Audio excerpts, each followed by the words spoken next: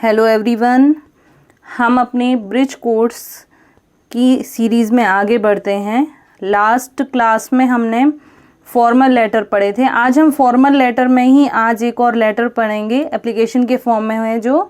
तो इसकी विशेषता ये है कि यदि आपको एप्लीकेशन याद नहीं है तब भी आप इसे किस तरह से बना सकते हैं वो मैं आपको आज सिखाने वाली हूँ। सिर्फ आपके सामने एग्ज़ाम में प्रश्न है, आपको बिल्कुल कुछ भी याद नहीं है, फिर भी आप फुल मार्क का एप्लीकेशन किस तरह से लिखेंगे ताकि आपका एक भी नंबर ना कटे और आपको पूरे नंबर मिलें। उससे पहले यदि आपको मेरे वीडियोस अच्छे लगते हैं तो प्लीज़ इसे लाइक करें और सब्सक्राइब करें। चलिए आगे बढ़ते हैं, देखते हैं क्वेश्चन क्या है। You are Ram Gupta studying in government higher secondary school Rewa. तुम राम गुप्ता हो, कहाँ पढ़ते हो? Government higher secondary school Rewa में। Write an application to your principal. एक एप्लीकेशन लिखो अपने प्राचार्य के लिए। For 10 days leave in account of illness. बीमारी के कारण 10 दिन की छुट्टियों के लिए आवेदन पत्र लिखना है। तो जैसा कि हमें पता है कि जब हम आवेदन लिखते हैं तो बहुत छोटी क्लास से हमें सिखाया जाता है, सबसे पहले आगे क्या आता है? टू। तो मैं यहाँ लिख दूंगी टू। इसमें तो लर्न करने वाली कोई चीज़ नहीं है, ये तो हमको मालूम ही है। फिर क्या लिखते हैं? The principal. तो कई बच्चे ऐसे होते हैं जिनको प्रिंसिपल की स्पेलिंग याद नहीं होती है। देखिए आपके क्वेश्चन में दिया है प्रिंसिपल, दिया है ना। यहाँ से हम प्रिंसिपल की सेम स्पेलिंग लिख देंगे। देखें क्या लिखा है, PRINCIPAL, प्रिंसिपल। इसके नीचे क्या लिखते थे हम? हमें फॉर्मेट तो याद ही है, स्कूल का नाम तो वो भी हमें प्रश्न में ही दिया है, government higher secondary school Rewa. लिख दें हम गवर्नमेंट हायर सेकेंडरी स्कूल। कहाँ की है भाई स्कूल? रीवा की। कैसे पता चला? क्वेश्चन में लिखा है। क्या लिखा है? Government higher secondary school Rewa. इसके बाद क्या आता है? सब्जेक्ट। तो सब्जेक्ट की स्पेलिंग अगर याद नहीं है तो इसका भी एक बड़ा आसान सा तरीका है। जो आपका पेपर आता है प्रश्न पत्र, उसके सबसे आगे लिखा रहता है सब्जेक्ट इंग्लिश, तो वहाँ से सब्जेक्ट की स्पेलिंग उठा लीजिए। अब सब्जेक्ट क्या है भाई? सब्जेक्ट वो होता है जिसके लिए आप एप्लीकेशन लिख रहे हैं। तो अब वो भी याद नहीं है, कैसे लिखें? देखिए यहाँ लिखा है write an application to your principal for 10 days leave. तो यहाँ से हम लिखेंगे an application for 10 days leave.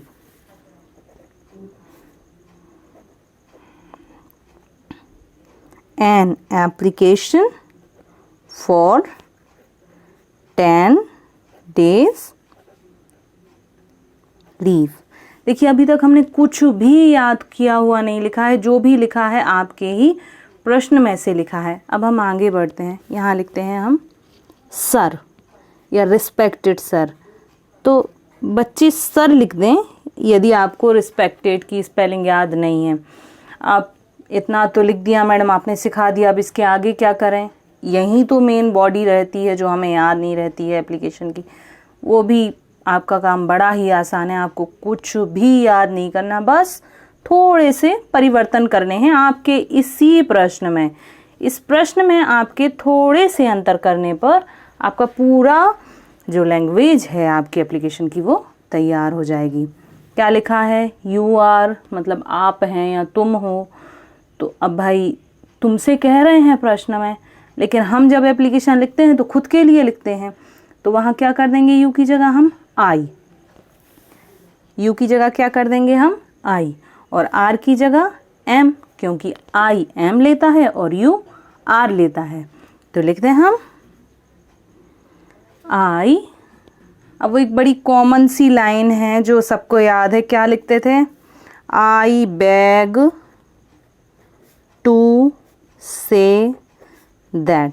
ये 2-4 शब्द हैं जो सबको याद है, नहीं है तो 2-3 बार बोलेंगे साथ में तो हो जाएंगे आपको।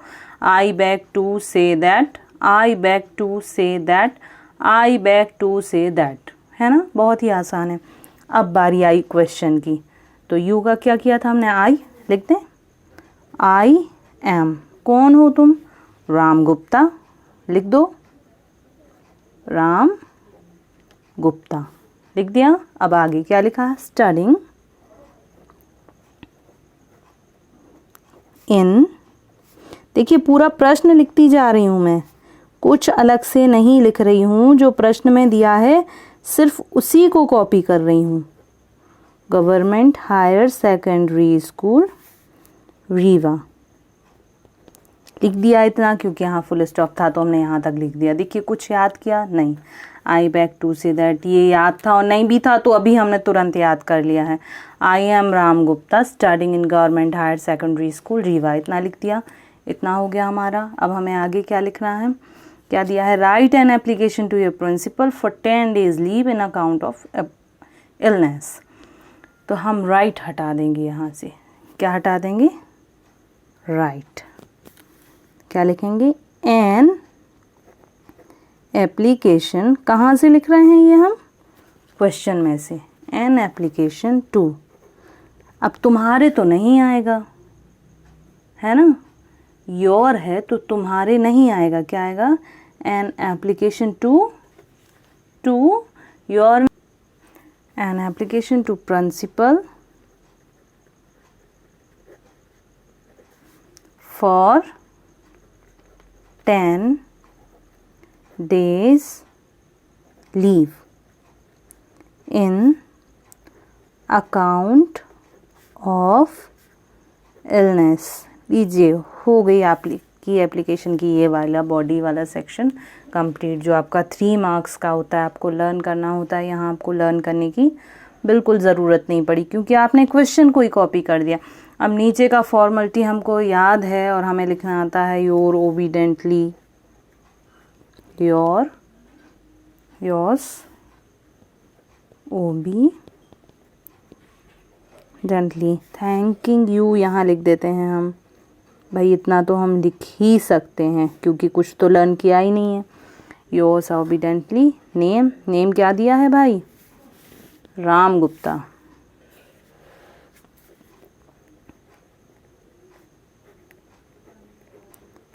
Class 10th। ये इस तरह से हमने हमारी एप्लीकेशन बनाई, जिसे हमने बिल्कुल भी याद नहीं किया और हमने क्वेश्चन को देख के ही इसे लिख लिया। एक बार और हम इसे रिवाइज कर सकते हैं।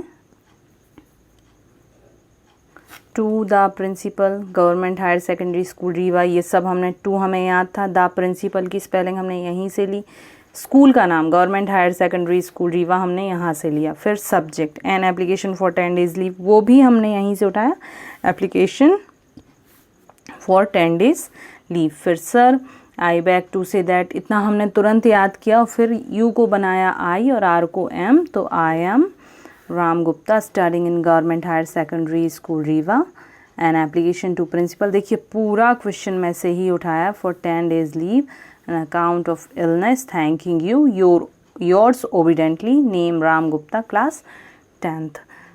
उम्मीद है आपको ये एप्लीकेशन समझ में आई होगी और एग्ज़ाम में किस तरह से आपको, यदि प्रश्न याद नहीं भी है तब भी आप एप्लीकेशन कैसे लिख सकते हैं। इंग्लिश में पास होना बहुत ही आसान है, उसका रीज़न यही है कि हम क्वेश्चन से ही आंसर ढूंढ के लिख सकते हैं।